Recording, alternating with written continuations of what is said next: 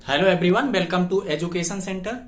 जो हमारा फिजिक्स का क्वेश्चन वाला सीरीज चल रहा है, ठीक है, उसको हम कंटिन्यू करते हैं। ठीक है, और कुछ और भी क्वेश्चंस आज देखते हैं। ठीक है, तो देखते हैं पहला क्वेश्चन आज का। ठीक है, देखो, ठीक है, तो देखते हैं पहला क्वेश्चन आज का। ठीक है, दिए गए चाल समय ग्राफ में, ठीक है, एक चाल समय का ग्राफ दिया गया है आपके सामने। ठीक है, जिसमें पूछा जा रहा है 10 सेकंड में वस्तु के द्वारा तय की गई दूरी क्या होगी। ठीक है, मतलब दूरी 10 सेकंड यहाँ पे है, तो इस समय पे जो वस्तु है वो कितनी दूरी ट्रेवल कर पाई है। ठीक है, जो कि 20 मीटर पर सेकंड की चाल से चल रही है। ठीक है, तो जरा आप बताओ चाल बराबर क्या होता है। चाल बराबर दूरी बटे समय, है ना। दूरी बटे समय, हमें क्या निकालना, हमें दूरी निकालना है। तो दूरी बराबर क्या हो जाएगा, चाल गुणे, भाई ये समय जाके मल्टीप्लाई हो जाएगा, चाल गुणे समय। तो बस सीधा सा आपका आंसर आ जाएगा बहुत इजीली।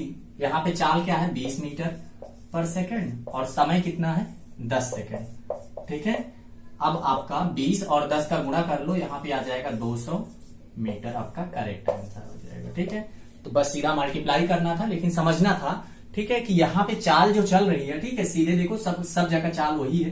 ठीक है, 20 मीटर पर सेकंड, 10 सेकंड पर भी 20 मीटर पर सेकंड। ठीक है, तो यहां से यहां तक दूरी कितनी ट्रेवल हुई है, यहां से यहां तक पूरी 200 मीटर ट्रेवल हुई है। ठीक है, तो आपका आंसर आपके सामने है। ठीक है, नेक्स्ट क्वेश्चन की तरफ बढ़ते हैं। इस क्वेश्चन को, दिए गए वेग समय ग्राफ में 12 सेकंड में वस्तु का विस्थापन क्या होगा। ठीक है, एक आपके सामने ग्राफ दिया गया है जिसमें पूछा गया है कि 12 सेकंड पे विस्थापन क्या होगा। ठीक है, विस्थापन आपसे पूछा जा रहा है। विस्थापन मतलब डिस्प्लेसमेंट। ठीक है, डिस्प्लेसमेंट आपसे पूछा जा रहा है, जबकि आपको मिल रहा है वेग, ठीक है, और समय। ठीक है, तो इसके दो पॉसिबल मेथड है दोस्तों। ठीक है, एक तो मेथड 1 हम लगा सकते हैं। मेथड 1 लगा सकते हैं कि यहां से आप इसकी एरिया निकाल लो। ठीक है, मेथड 1 में क्या कर सकते हैं, इसका क्षेत्रफल निकाल सकते हैं। तो एक ट्रायंगल आपको दिख रहा है जिसका, ठीक है, जिसमें ये वाली चीज कितनी है, यहाँ पे ये पूरा ऊंचाई हाइट समझ लो ये 60 है। ठीक है, और बेस कितना है इसका 12 है। ठीक है, इसका क्षेत्रफल अगर आपको निकालना होता तो 1/2 गुणे लंब गुणे आधार होता है। यही होता है ना भाई, 1/2 इंटू परपेंडिकुलर इंटू बेस।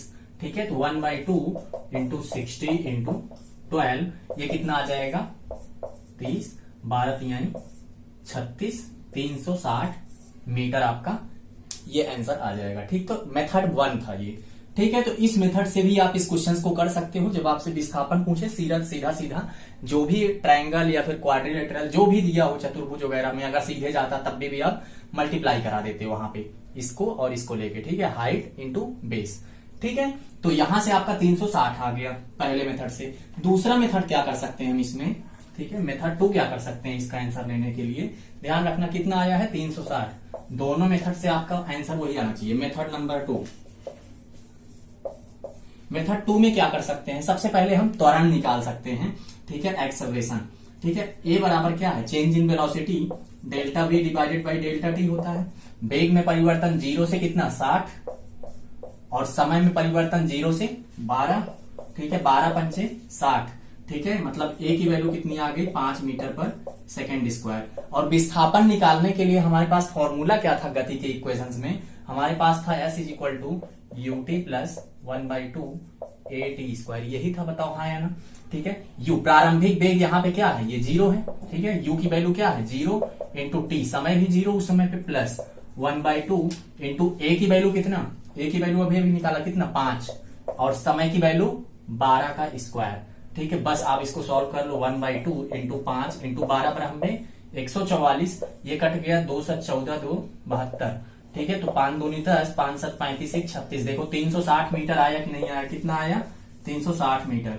ठीक है, तो दो पॉसिबल मेथड थे, दोनों हमने डिस्कस कर लिए। पहले मेथड में सिर्फ आप क्या कर सकते थे, इसकी एरिया निकाल सकते थे, और दूसरे मेथड में क्या कर सकते थे, सबसे पहले त्वरण निकालते। त्वरण निकालने के लिए आपको जब विस्थापन निकालना होता सबसे पहले यहीं पे जाते ना, यही फॉर्मूला लगा सकते थे एस निकालने के लिए, लेकिन यहाँ पे ए पता नहीं था आपको, तो सबसे पहले क्या करते थे ए निकाल लेते। चाहे आप ए को दूसरे तरीके से v equal to u plus a t से भी निकाल सकते थे। यू की वैल्यू यहाँ पे 0 रखते, ए और टी की वैल्यू 12 लिखते और बी की वैल्यू 60 लिखते। 12 पंचे 60, यहां से भी ए की वैल्यू कितनी आ जाती 5 मीटर पर सेकंड स्क्वायर। तो कई तरीके होते हैं। ठीक है, ए चाहे यहां से निकालो चाहे यहां से निकालो। ठीक है, और विस्थापन के लिए ये फॉर्मूला लगाओ, या फिर इन सब के चक्कर में ना पड़ के सीधा हम ट्रायंगल का जो ये क्षेत्रफल है ये निकाल लेते हैं। ठीक है, उससे भी हमारा कितना आ जाता है 1/2 इंटू 12 इंटू 60। यहां से भी आपका आंसर 360 मीटर आ जाता। तो कैसे भी कर सकते थे, अगर इसको लगाना हो तो ये वाला अप्रोच आपका सेकंड अप्रोच या फर्स्ट अप्रोच बेस्ट होगा। ठीक है, क्योंकि इसमें कम टाइम लग रहा है, देखते ही आपका आंसर आ जा रहा है। ठीक है, अगर आता रहेगा आपको समझ में ये चीजें आती है तो दूसरा मेथड भी आपके लिए बहुत ईजी है। इसमें भी आप देखते ही उंगली से कैलकुलेशन कर लोगे, कैलकुलेशन बहुत ज्यादा इजी है यहाँ पे। ठीक है, नेक्स्ट क्वेश्चन की तरफ मूव ऑन करते हैं। तो देखते हैं क्वेश्चन, दिए गए ग्राफ से 2 सेकंड में चली गई दूरी क्या होगी। ठीक है, आपके सामने एक ग्राफ दिया गया है, ठीक है, जिसमें ग्राफ में वेग और समय का ग्राफ है। वेग का जो यूनिट दिया गया है मीटर पर सेकंड, और समय की यूनिट क्या दी गई है, सेकंड दी गई है। ये चीज बहुत केयरफुली देखना है कि यहाँ पे जो यूनिट दी गई है ग्राफ में, कहीं वो मीटर पर किलोमीटर प्रति घंटा तो नहीं दी गई है, नहीं तो आप कर लोगे और आपका क्वेश्चन रॉन्ग आ जाएगा। ठीक है, तो ये चीजें भी आपको बिल्कुल फोकस रखनी है कि यूनिट क्या है। आप मीटर पर सेकंड और सेकंड है, बिल्कुल ठीक है, कोई दिक्कत नहीं है। ठीक है, अब आपसे क्वेश्चन पूछा गया है 2 सेकंड पे, तो 2 सेकंड आपका ये है, इसके सामने जो वेग है वो कितना है, 16 है, मतलब v की वैल्यू कितनी है, 16 मीटर है। ठीक है, और t की वैल्यू कितनी है, 2 सेकंड है। ठीक है, आपसे क्या पूछा गया है, आपसे पूछा गया है दूरी क्या होगी, s का मान निकालना है आपको। ठीक है, तो सेम क्वेश्चन है जो आपका पहले हुआ है, जल्दी से आप सॉल्व करके आंसर जल्दी देखो क्या आ रहा है। तो सबसे पहले अगर a निकालेंगे तो a आप delta v divided by delta t लगाओगे। वेग में परिवर्तन कितना, 0 से 16 हो रहा है, समय में परिवर्तन 2, एक्सेलरेशन कितना आ गया, त्वरण आपका 8 मीटर पर सेकंड, इसको सेकंड स्क्वायर। ठीक है, एक तो ये अप्रोच था इसका निकालने का। दूसरा मेथड ये था, ठीक है, कि v is equal to u plus a t पे आप रख दो। u की वैल्यू शुरुआत में यहाँ पे 0 है ना, तो 0 प्लस a इंटू समय कितना है, 2 सेकंड पे आपको निकालना है। इस समय वेग कितना है, 16 है, ये आप लिख लो। ठीक है, इतनी बात आपको समझ। अब 2 से काट दोगे तो a की वैल्यू कितनी आ गई, यहां से भी 8 मीटर पर सेकंड स्क्वायर आ जाएगी। ठीक है, तो अब मतलब किसी भी मेथड से आप इसको निकाल सकते हो a। ठीक है, अब s अगर आपको निकालना है तो s बराबर ut प्लस 1/2 at स्क्वायर है।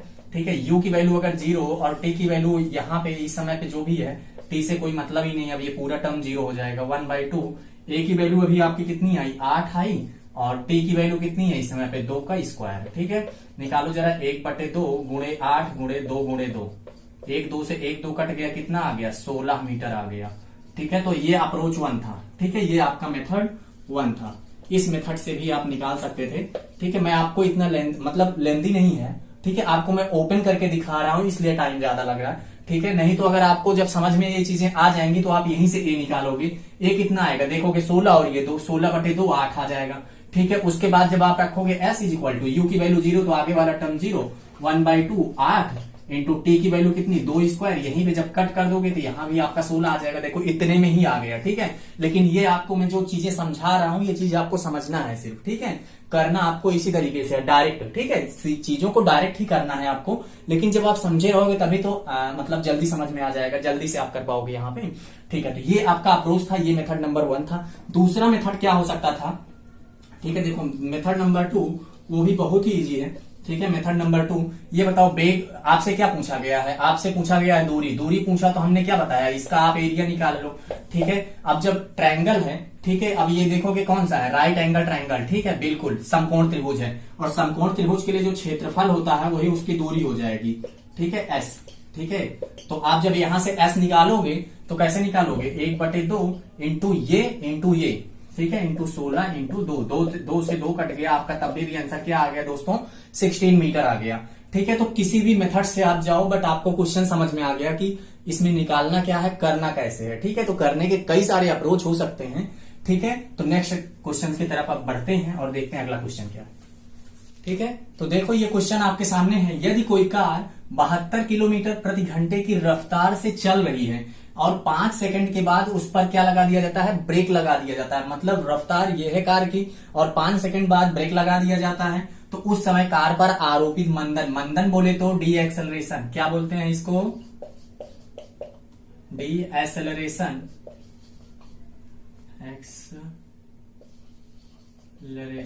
ठीक है, इसी को दूसरी लैंग्वेज में नेगेटिव एक्सेलरेशन भी बोलते हो आप। ठीक है, मीन्स ऋणात्मक त्वरण। ठीक है, इसमें से कुछ भी ऐसे लिख सकता था, जो भी आप समझ सकते हो, ये चीजें आपसे पूछ रही है, या फिर मंदन। ठीक है, इतनी बात समझ में आई। ठीक है, आपको निकालना क्या है, ए की वैल्यू निकालना है, नेगेटिव में आएगी आंसर। ठीक है, इतनी सी बात आपको समझना है। वैसे भी कोई चीज रुक रही होगी तो मैंने आपको इस पे काफी ज्यादा एग्जांपल लेके बहुत अच्छे से समझाया है, बारीकी से बिल्कुल, कि ये चीजें करनी कैसे होती हैं। ठीक है, अब मंदन क्या होता है, जब कोई चीज रुक रही होगी तो वहां पे मंदन होगा। तो जरा आप बताओ, कार का इस रफ्तार ये है, मतलब उसका वेग ये है। ठीक है, और उसके बाद में क्या हो जाता है वेग, बी की वैल्यू मतलब शुरुआती वेग क्या है, यू की वैल्यू कितनी है, 72 किलोमीटर प्रति घंटा। अगर मैं इसको मीटर पर सेकंड में बदलूं तो क्या करूंगा, मैंने क्या बताया था, बड़े से छोटे में जाना है तो छोटा ऊपर और बड़ा नीचे। 5/18, 5 और 18 मैंने आपको बताया था कि चेंज करना हो तो दो चीजें याद रखना, उतने से गुणा होता है। जब बड़े से छोटे में जाते हैं, अब देखो मीटर पर सेकंड छोटा हो गया तो छोटा 18 में, 18 5 में, छोटा ऊपर 18 नीचे, कई बार बता चुका हूं। 18 चौक 72, 5 चौक 20 मीटर पर सेकंड आ गया आप। ठीक है, अब देखो ये छोटा दिख रहा है, आप बहुत इजीली हैंडल हो जाएगा। ठीक है, क्योंकि अब मात्रक हमने चेंज कर लिया। अब जरा आप बताओ, समय कितना है, समय सेकंड में है और यहाँ भी ये सेकंड में है, तो कोई दिक्कत नहीं है। टाइम आपका टी कितना है, 5 सेकंड है। ठीक है, तो चाहे न्यूटन का जो फर्स्ट इक्वेशन ऑफ मोशन था वो लगा लो, v = u + at। ठीक है, तो v की वैल्यू बाद में, जो भाई कार रुकेगी तो बाद में उसका फाइनल वेलोसिटी क्या होगा, वेग में 0 होगा। तो यहाँ पे आप 0 रख लो और यहाँ पे कितना रख लो, 20 रख लो, प्लस a की वैल्यू आपको निकालना है और t की वैल्यू कितनी है, 5। ठीक है, तो जब ये 20 को उधर लेके जाओगे तो ये हो जाएगा 5a = -20। इतनी सी बात समझ में आ रही होगी। अब यहां से सीधा 5 चौक 20 आ गया, कितना त्वरण कितना आ गया, -4 मीटर पर सेकंड स्क्वायर। बहुत ही इजी क्वेश्चन था ये। तो अप्रोच 1 ये लगा सकते हो। दूसरा भी तरीका है कि सीधा आपको वेग लिखना है 72 और डिवाइडेड बाई यहाँ पे लिखना है सेकंड, जितना भी टाइम था वो लिखना है। ठीक है, लेकिन अगर एक रुक जाए तभी ऐसा पॉसिबल होगा। ठीक है, नहीं तो आप देखना कोई दूसरा वेग हो, अगर वेग कम हो रहा है तो वहां पे घटाएंगे, ध्यान रखना। अब ये चीज बदलोगे तो ये हो जाएगा 5/18, 5 से 5 कट गया, 18 चौक 72 आ गया आपका 4। ये हो गया शॉर्टकट अप्रोच। ठीक है, बहुत ही इजीली इसको हैंडल करना है, लेकिन जब रुकेगी तो आंसर आपको नेगेटिव में देना है, मीटर पर सेकंड स्क्वायर। यूनिट का भी खास ध्यान रखना है, मात्रक का भी। तो इसी के साथ एक क्वेश्चन और देख लेते हैं। मान लो इसी क्वेश्चन में क्या लिखता कि ब्रेक लगा दिया जाता है। ठीक है, ब्रेक लगाने पर, ठीक है, ऐसे लिख लो। इसी क्वेश्चन में मैं चेंज कर रहा हूं कि ब्रेक लगाने के बाद क्या होता है, उस पर ब्रेक लगाने के बाद, ठीक है, उसकी रफ्तार में